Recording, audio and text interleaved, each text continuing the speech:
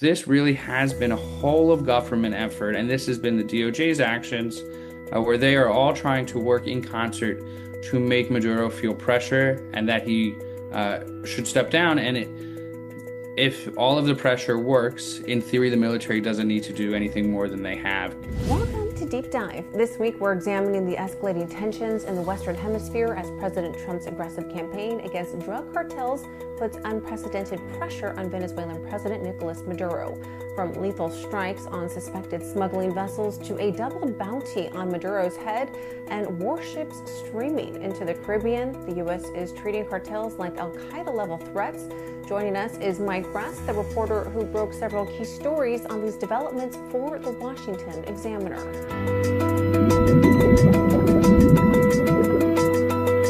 Well, Mike, thank you so much for joining us. Thank you for having me.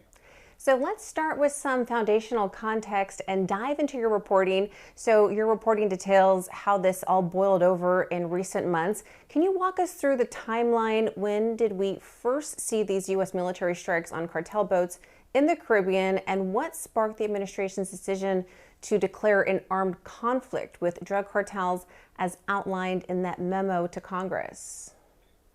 That's a great place to start. And so, this campaign of the U.S. military targeting alleged drug vessels in the Caribbean, particularly those coming from Venezuela, began in early September. And in the past 7 weeks or so, there have been, to our knowledge, at least a dozen of these strikes, killing more than 50 people that we know of.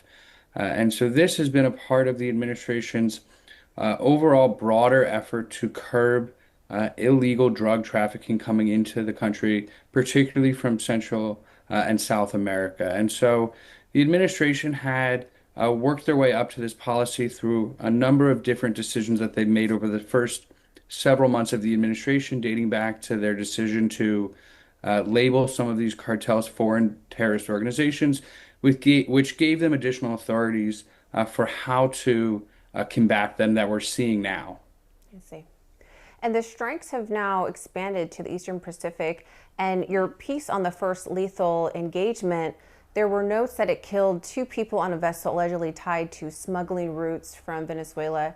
How did you verify the intelligence behind these targets, and what challenges did you face in getting the Pentagon to confirm details like the presence of narcotics on board? So a lot of the details that we have right now are at the discretion of the Pentagon, which is a sad reality of trying to report on military operations like this. And so it is, as you said, very difficult to confirm some of these things that come out of the department, but it requires looking at media, local media from Latin America, seeing what they're reporting, and trying to get other sources as well. And so it is a very interesting and hard dynamic, but I should also note that the administration has not released any evidence to the public or to Congress that we know of to show definitively that there were drugs on these vessels, and the department has not released the names of anyone who were killed in these strikes. And so the lack of public information has been a significant question and a significant sort of outstanding issue that we're seeing even on Capitol Hill as Congress goes through a shutdown. We are still seeing members really of both parties talk about these strikes and ask for additional information from the administration. I see. So no physical evidence of drugs that has been shown yet to the public. That's correct. Okay.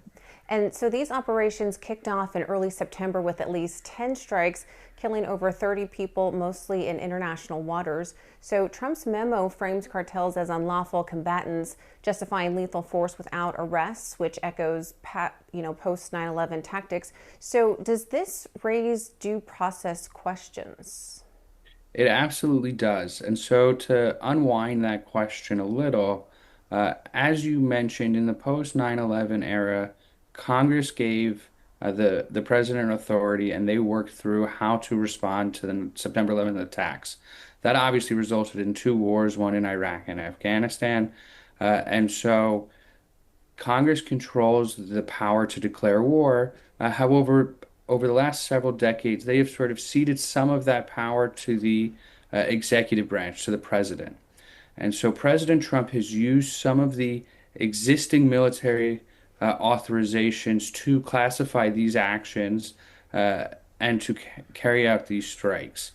And so this is an important aspect, an important part of the conversation because what the administration did is they decided to stop viewing these drug smugglers uh, as uh, worthy of due process or eligible for due process, and they are instead considered armed combatants.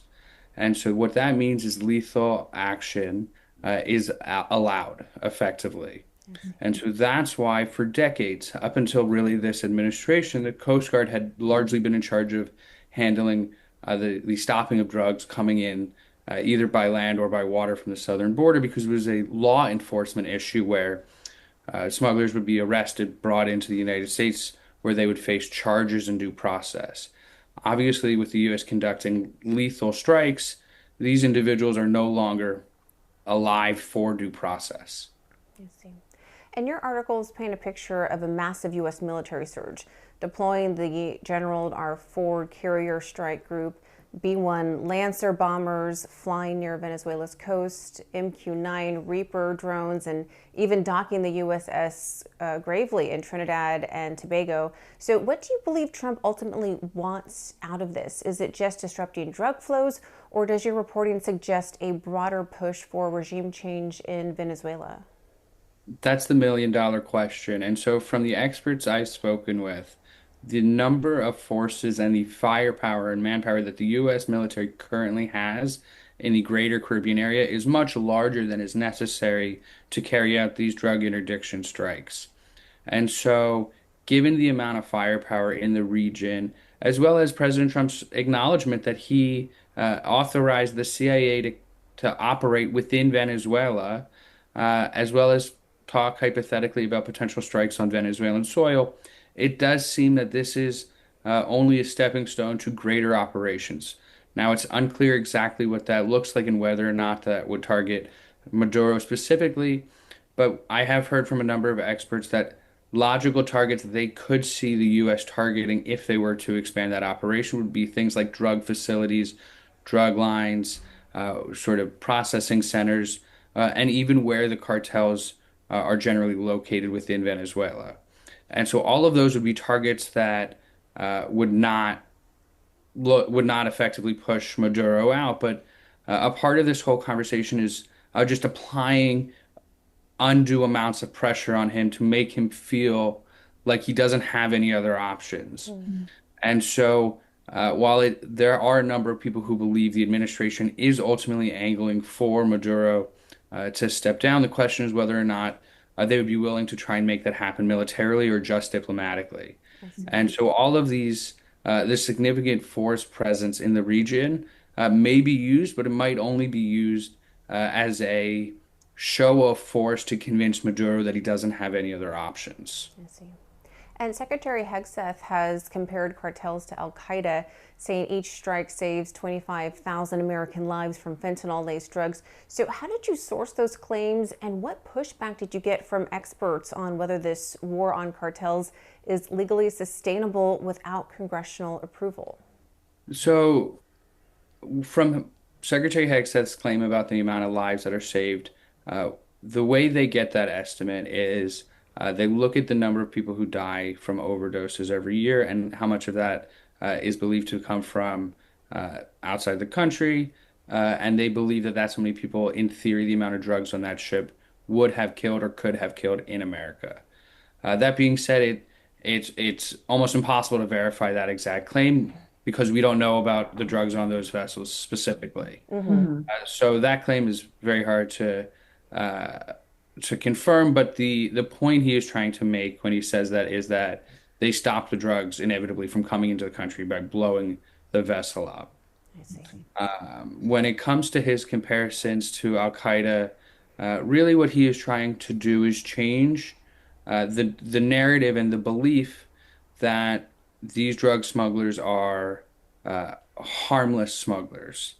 And so to him, the fact that the military is treating them now the same way they treated Al Qaeda is an equivalence he's trying to make. I see.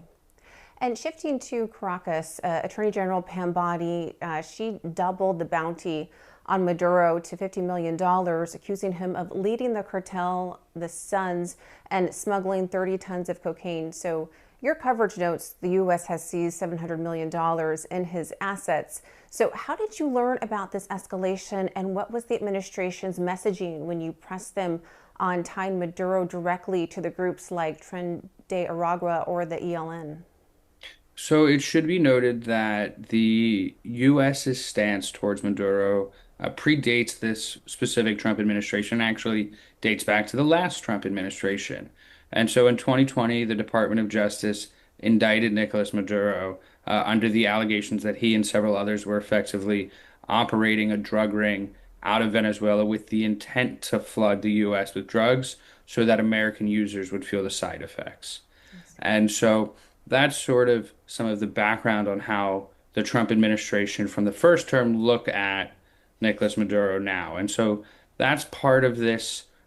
And as you mentioned, there is the bounty that Attorney General Pambani doubled from $25 million to $50 million.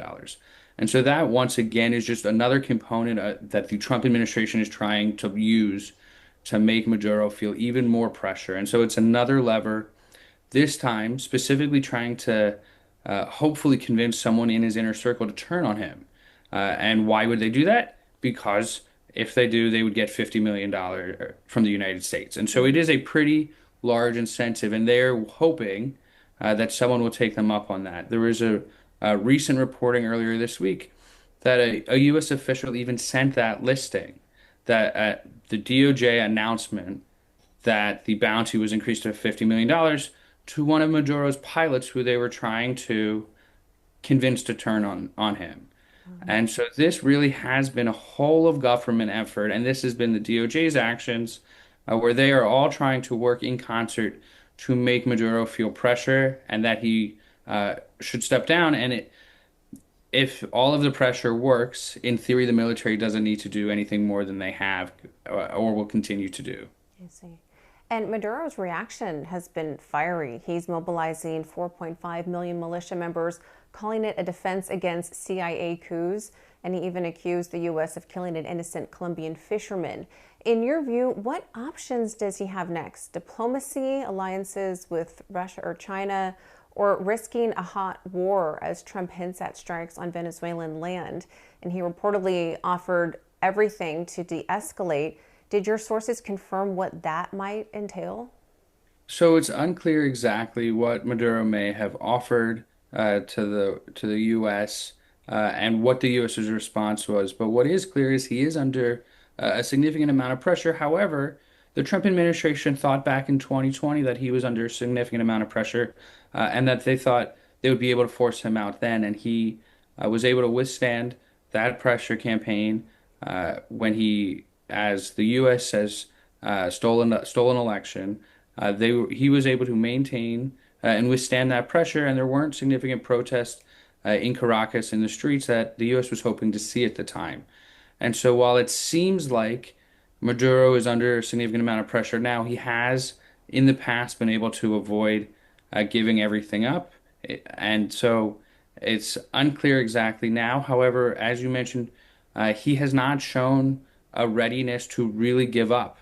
And so it's unclear exactly how he will react, but he has at least verbalized that he was going to stand up and fight. And he even mentioned earlier this week that they have a large arsenal of air defense systems provided from Russia. And so, as you mentioned, that is one of their primary allies outside of the region. And so it's unclear exactly how that could play out, but that is something that the military is considering as they look at their options moving forward. And your reporting highlights some interesting questions, like the decision to repatriate two survivors from a strike on a submersible vessel, sending them back to Ecuador and Colombia without U.S. charges. So experts you quoted called it baffling, asking why not detain them like Al Qaeda fighters at Guantanamo. How did you uncover this? So this was a story that came out a couple days after the strike initially occurred, and the administration acknowledged tacitly that there were survivors first and that they weren't keeping them. And so it raised the question as to why, especially because, as we mentioned earlier in this interview, Secretary Hegseth has compared these traffickers to Al Qaeda. And so, if they are the equivalent of Al Qaeda, why would you just hand them back over to their home countries?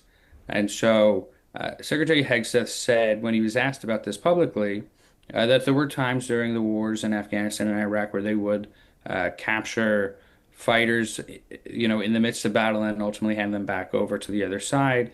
But at the same time, the U.S. also has Guantanamo Bay, which is where they're still holding 15 detainees from the wars in Iraq and Afghanistan. And so those 15 people have been held at Guantanamo Bay for almost the last 20 years. And so it raises the question of if these people are at the same level doing the same type of deeds that Al Qaeda is doing, as Hex has said, why would you give them up when you are still holding people who you hold responsible for 9/11?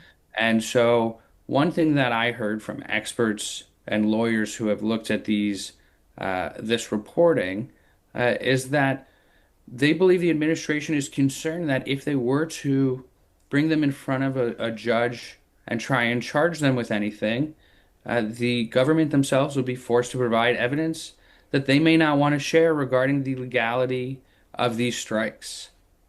I see.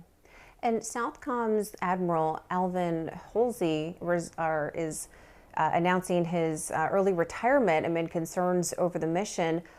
Your piece notes that he's the latest top officer to exit under Hegseth. Did you speak to Halsey and his team? And how does this timing factor into the bigger picture of congressional skepticism, especially with briefings but no full war declaration? So, Admiral Alvin Halsey has been a widely respected admiral who spent decades in the service. And so he's only about a year into a 3-year term when he announced that he will resign in December. And so this sent significant shockwaves throughout the public, throughout the media, throughout the department, because he is the person who is overseeing this campaign outside of Venezuela.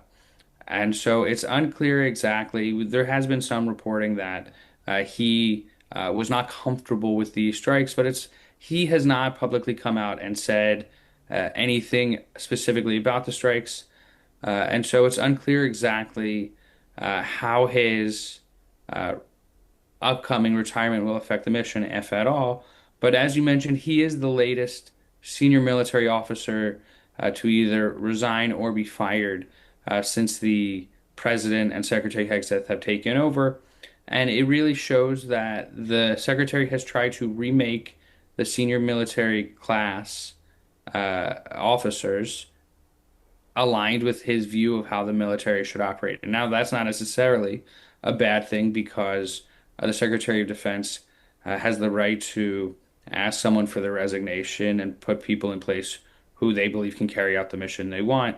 But it is an inordinate amount of turnover that we've seen over the first year of the Trump administration that has definitely been outside of the norm. I see. And Mike, you've been on this beat for months. Walk us through your method. How do you balance anonymous sources from the Pentagon and White House with on the ground reporting in Latin America? I know you mentioned there's a lot of local media as well, and you have other sources. Any close calls chasing leads on these classified strikes? And how do you fact check those claims like Trump's denial of the B 1 bomber flights when officials confirm them off record? So it's really difficult because all of this is very sensitive information, and reporters try not to release classified information or any information that they believe would endanger the lives of any service members. And so it is a very difficult balance. We also turn towards former military officials who can provide context on things that we may not particularly understand and want a deeper understanding of. And so, whether it's former officials or even veterans who are now in various fields that align with this subject or another subject, are often good resources that reporters will frequently utilize. Well, your work has illuminated a story that's equal parts national security thriller and legal drama. So thank you so much for joining us and sharing how you piece this all together. And of course, we look forward to more of your reporting. Thanks, Mike. Thank you for having me. Well, thank you so much for watching Deep Dive. Please visit our website for more of these investigations and feel free to send us your questions or story ideas. We hope to see you back here next week.